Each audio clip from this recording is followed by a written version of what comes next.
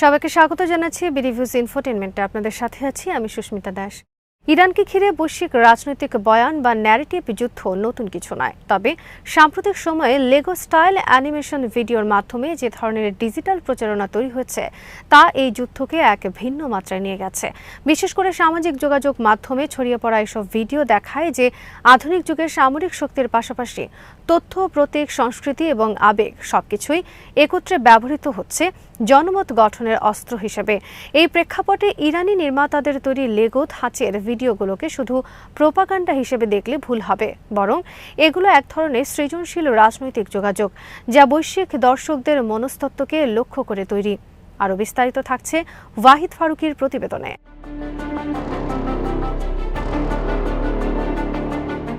এই ভিডিওগুলোর সবচেয়ে বড় শক্তি হল এর ভিজুয়াল ভাষা। লোগো একটি সার্বজনীন সাংস্কৃতিক প্রতীক।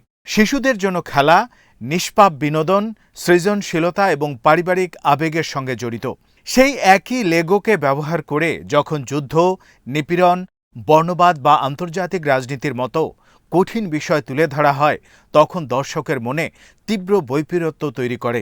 এই বৈপরীত্যই ভিডিওগুলোর প্রভাব বাড়ায়। একটি শিশুতোষ জগতের মধ্যে হঠাৎ করে বাস্তব বিশ্বের সহিংসতা বা অবিচারের গল্প উঠে এলে দর্শক মানসিকভাবে আরও বেশি সংবেদনশীল হয়ে ওঠে।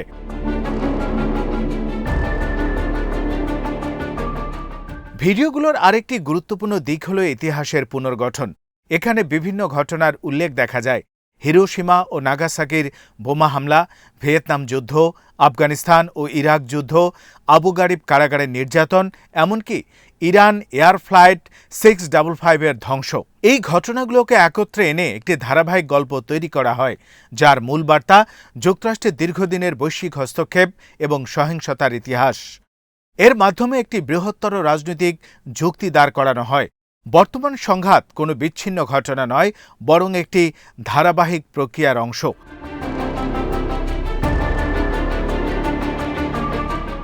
এই ধরনের বয়ান নির্মাণে আবেগের ভূমিকা অত্যন্ত গুরুত্বপূর্ণ। ভিডিওগুলোতে প্রতিশোধ বা ন্যায় বিচার শব্দের ব্যবহার, শোক ও ক্ষোভের প্রতীকী প্রকাশ সবকিছু মিলিয়ে একটি আবেগঘন পরিবেশ তৈরি করা হয়। উদাহরণস্বরূপ, যখন বিভিন্ন ভুক্তভোগী গোষ্ঠীর নামে মিসাইলের ওপর লেখা দেখা যায়, তখন সেটি কেবল প্রতীকী নয়, বরং এটি একটি আবেগগত সংহতি তৈরি করে। দর্শককে বোঝানো হয় যে এই প্রতিশোধ কোনো একক দেশের নয়, বরং বিশ্বের নানা প্রান্তের নিপীড়িত মানুষের পক্ষ থেকে।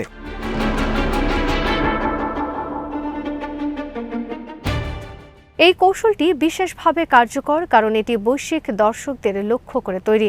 পশ্চিমা বিশ্বের বাইরে, বিশেষ করে এশিয়া, আফ্রিকা এবং লাতিন আমেরিকার অনেক দেশেই যুক্তরাষ্ট্রের পররাষ্ট্রনীতির সমালোচনা দীর্ঘদিনের।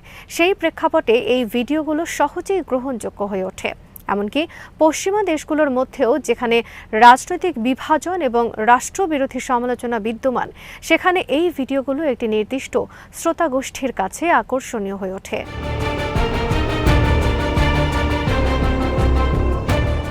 এখানে আরেকটি গুরুত্বপূর্ণ দিক হল ব্যঙ্গ ও বিদ্রূপের ব্যবহার। ডোনাল্ড ট্রাম্পের বক্তব্য, তার রাজনৈতিক slogan make America great again কিংবা তার সমর্থকদের চিত্র, এসব ব্যবহার করে ভিডিওগুলোতে একটি ব্যঙ্গাত্মক ভাষা তৈরি করা হয়। একইভাবে বেঞ্জামিন নেতানিয়াহুর প্রতীকী পতন দেখানো হয় ভিডিওর শেষে। এই দৃশ্যগুলো সরাসরি রাজনৈতিক বার্তা বহন করে, কিন্তু তা উপস্থাপন করা হয় এমনভাবে যা দর্শকের কাছে বিনোদন হিসেবেও কাজ করে। এই এন্টারটেইনমেন্ট ভ্যালুই ভিডিওগুলোর ভাইরাল হওয়ার একটি বড় কারণ।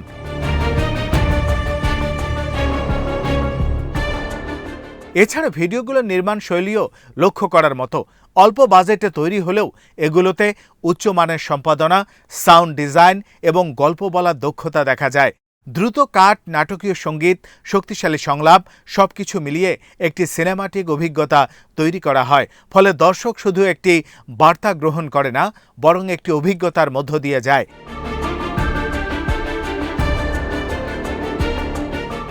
এই পুরো প্রক্রিয়াটিকে বুঝতে হলে ন্যারেটিভ ওয়ারফেয়ার ধারণাটি অত্যন্ত গুরুত্বপূর্ণ। আধুনিক যুদ্ধে কেবল অস্ত্র বা সৈন্য নয়, বরং গল্প এবং বয়ানও সমানভাবে গুরুত্বপূর্ণ। যে পক্ষ জনমত নিয়ন্ত্রণ করতে পারে সেই পক্ষই অনেক সময় কৌশলগতভাবে এগিয়ে থাকে। এই ক্ষেত্রে ইরান বুঝতে পেরেছে যে সামরিকভাবে শক্তিশালী প্রতিপক্ষের বিরুদ্ধে সরাসরি লড়াই করা কঠিন, তাই তারা জনমতকে নিজেদের পক্ষে আনার চেষ্টা করছে।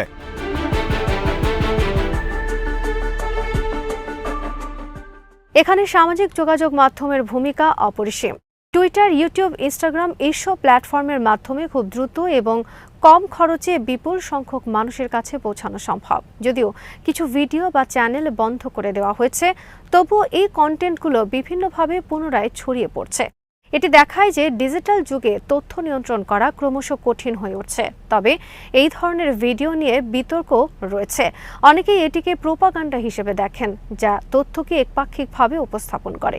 ইতিহাসের নির্দিষ্ট অংশ তুলে ধরা হলেও অন্য দিকগুলো উপেক্ষা করা হয়। ফলে একটি জটিল বাস্তবতাকে সরলীকৃত করে দেখানো হয়, যা দর্শকের মধ্যে পক্ষপাত তৈরি করতে পারে। আবার অন্যদিকে সমর্থকরা মনে করেন যে এটি কাউন্টার ন্যারেটিভ, অর্থাৎ দীর্ঘদিন ধরে প্রভাবশালী পশ্চিমা মিডিয়ার বিপরীতে একটি বিকল্প কণ্ঠস্বর।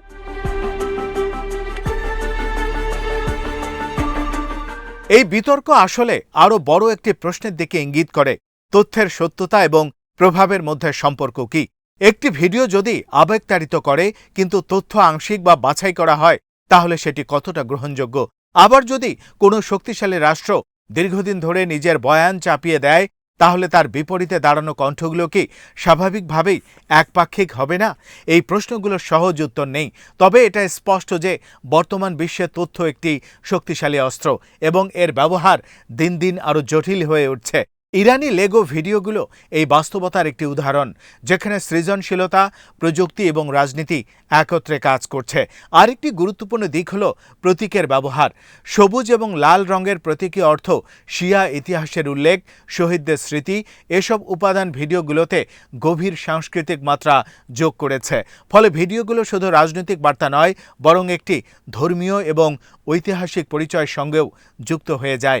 এই সংযোগ দর্শকদের মধ্যে আরও গভীর প্রভাব ফেলে।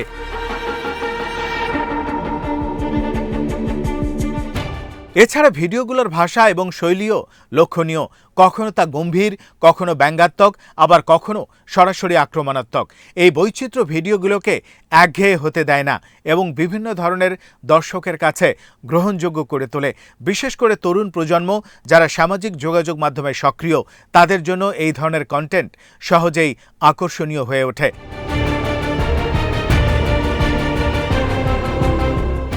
সবশেষে বলা যায়, ইরানের লেগো ভিডিওগুলো শুধু একটি ডিজিটাল ট্রেন্ড নয়, এটি আধুনিক তথ্যযুদ্ধের একটি গুরুত্বপূর্ণ উদাহরণ। এখানে দেখা যায় কিভাবে একটি রাষ্ট্র তার সমর্থক গোষ্ঠী, সীমিত সম্পদ ব্যবহার করে বৈশ্বিক পর্যায়ে নিজের প্রভাব বিস্তার করতে পারে। একই সঙ্গে এটি আমাদের মনে করিয়ে দেয় যে তথ্য, প্রতীক এবং গল্প, এই তিনটি উপাদান একত্রে ব্যবহার করা হলে তা কতটা শক্তিশালী হতে পারে।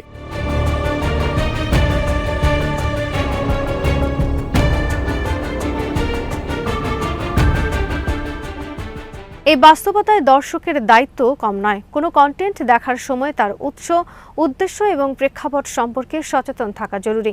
কারণ তথ্যযুদ্ধের এই যুগে সত্য এবং প্রোপাগান্ডার মধ্যে পার্থক্য করা ক্রমশ কঠিন হয়ে উঠছে। আর সেই কারণেই এমন ভিডিওগুলো শুধু বিনোদন নয়, বরং একটি বৃহত্তর রাজনৈতিক বাস্তবতার অংশ, যা আমাদের বোঝা এবং বিশ্লেষণ করা প্রয়োজন। আজ এখানেই শেষ করছি। সমরাস্ত্র, প্রতিরক্ষা, কূটনীতির নানা তথ্য জানতে চোখ রাখুন বিডিভিউজ ইনফোটেইনমেন্টে। চ্যানেলটি ভালো লাগলে সাবস্ক্রাইব করুন, সংযুক্ত থাকুন আমাদের ফেসবুক পেজে।